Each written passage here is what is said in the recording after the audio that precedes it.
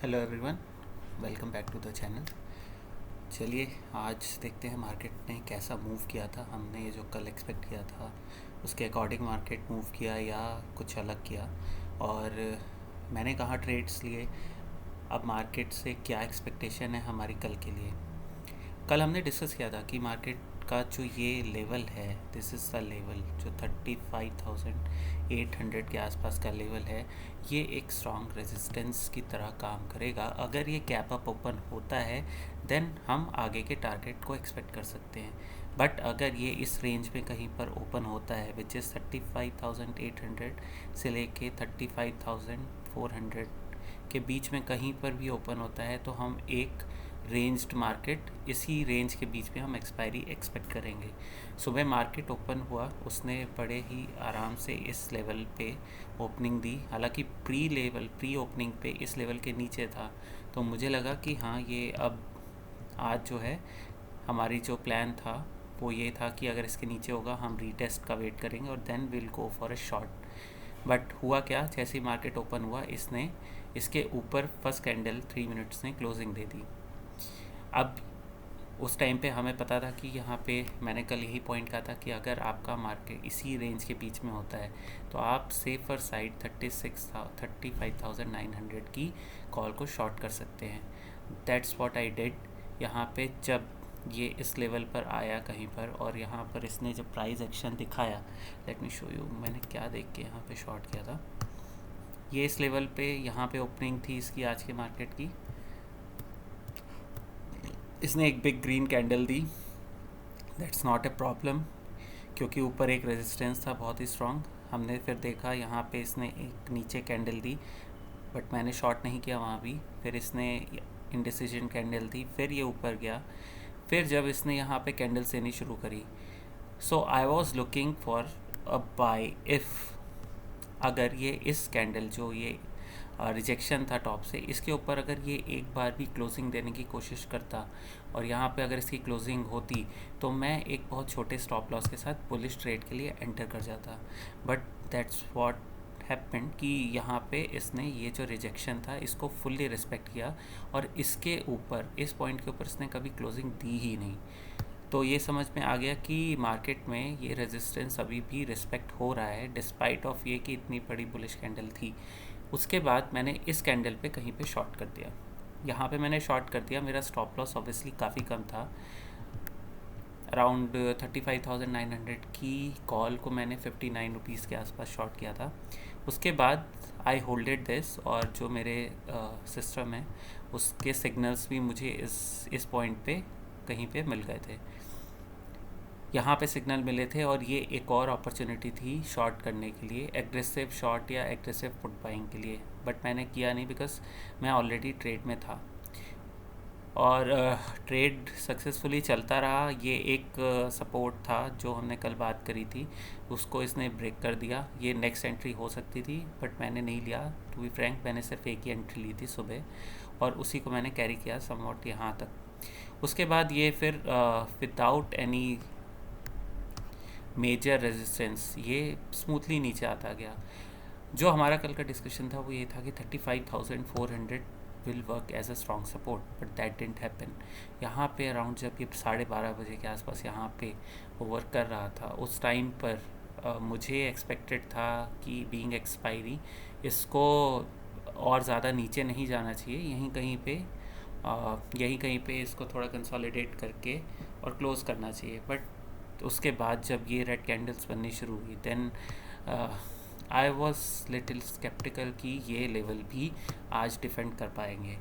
वो level obviously defend नहीं हुए और मार्केट ईज़िली नीचे चला गया। But I book my profit somewhere here, और अप्रॉक्स मेरे पुट कॉल जो मैंने शॉर्ट करी थी उसमें कुछ ऐसा जूस बचा नहीं था यहाँ तक आते आते, सो आई कवर दैट अप। उसके बाद मैंने बस मार्केट ऑब्जर्व किया और कुछ नहीं किया। आइए चलिए अब देखते हैं कल हम मार्केट से क्या एक्सपेक्ट कर सकते हैं।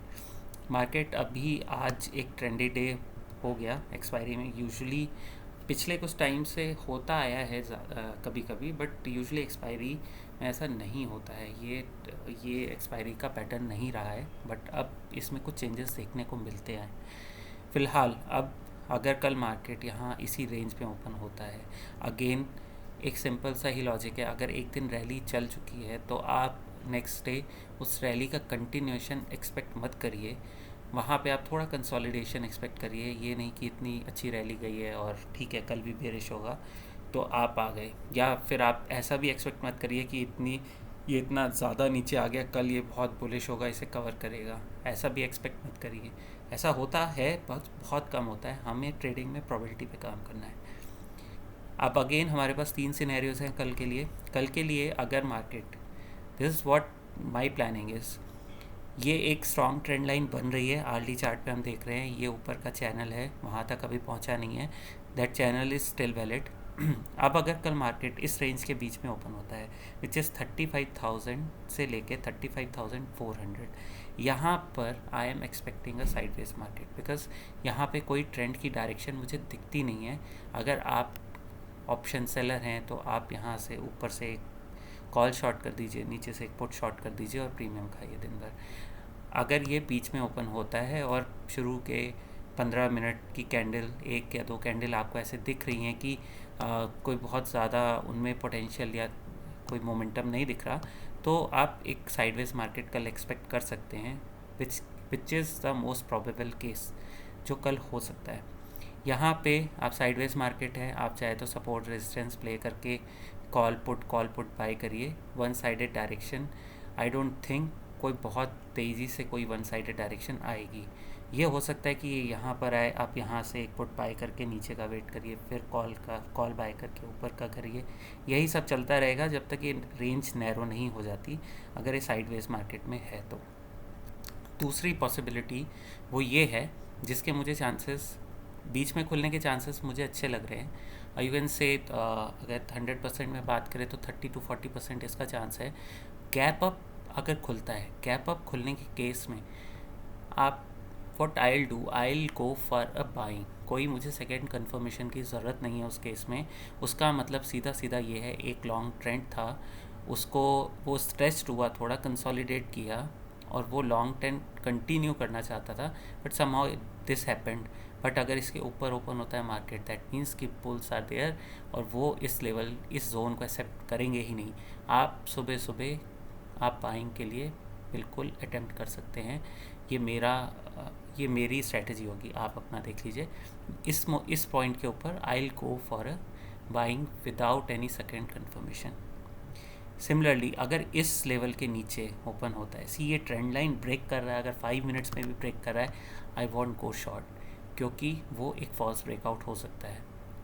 अगर इस लाइन को ये डिसाइसिवली क्लोज कर रहा है इसके नीचे और होवर कर रहा है और आपको सेम पैटर्न दिख रहा है जो मैंने आपको यहाँ पे दिखाया अभी, इस टाइप का कोई पैटर्न आपको दिख रहा है, you will go, just go for a short. आप, उसका सीधा मतलब है कि मार्केट का मोमेंटम अभी कंप्लीट नहीं हुआ, मार्केट और डाउन के मोड में है, प्लस आपकी ये ट्रेंड लाइन भी ब्रेक हुई है और ये सपोर्ट, एक राउंड नंबर का सपोर्ट ब्रेक हुआ है, वो एक बहुत बड़ी बात होती है।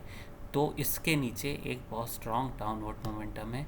इसके ऊपर अगर होता है तो दिस इज़ माय एक्सपेक्टेशन कि अगर इसके ऊपर होता है तो वो एकदम स्ट्रेट फॉरवर्ड सीधे जाएगा, बिकॉज मार्केट ने स्ट्रेट फॉरवर्ड ये रिजेक्ट कर दिया ये जोन। इस जोन के अंदर आप बिल्कुल साइडवेज एक्सपेक्ट करिए, सपोर्ट रेजिस्टेंस प्ले करिए, अपना रिस्क आप खुद मैनेज करिए, वो आपकी कॉल है। But this is what I am planning for tomorrow. Thank you for the day, हम कल मिलते हैं।